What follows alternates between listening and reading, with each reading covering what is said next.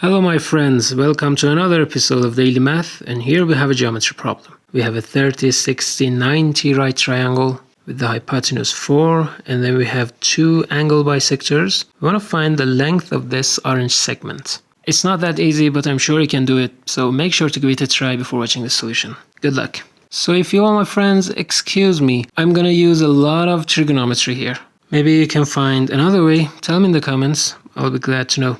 So the hypotenuse is 4. This side is 4 times sine of 60 degrees, this angle. And that's 4 times square root 3 over 2, or 2 times square root 3. Now this is a right angle divided in half, so this one is 45 degrees. Same thing here, this is 15 degrees. 45 plus 15 is 60, so the third angle here is 120 degrees. Now let's use the law of sines. So just a reminder, we have a triangle with the vertices A, B, and C, and the side lengths A, small a, B, and C. In this situation, we'll have these equalities. A over sine of the angle A equals B over sine of the angle B, and the same thing for C and sine of the angle C. So let's use it here. 2 square root 3 over sine of the angle 120 degrees.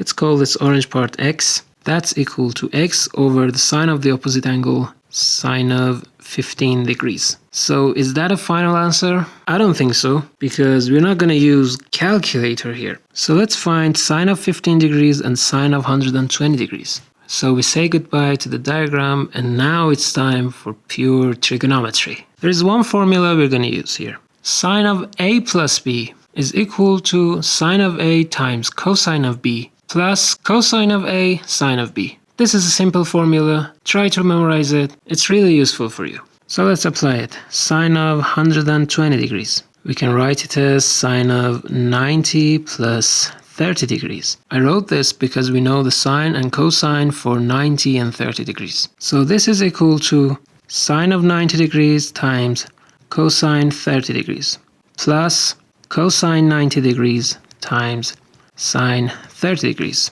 Sine of 90 degrees is 1, cosine of 90 degrees is 0. So sine of 120 degrees is equal to cosine of 30 degrees, and we know that it's equal to square root 3 over 2. Found one.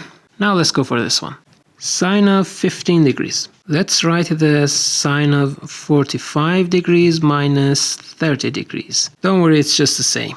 So it's equal to sine of 45 degrees times cosine of negative 30 degrees plus cosine 45 degrees times sine negative 30 degrees. Sine of 45 degrees is square root 2 over 2. Cosine of negative 30, cosine is an even function.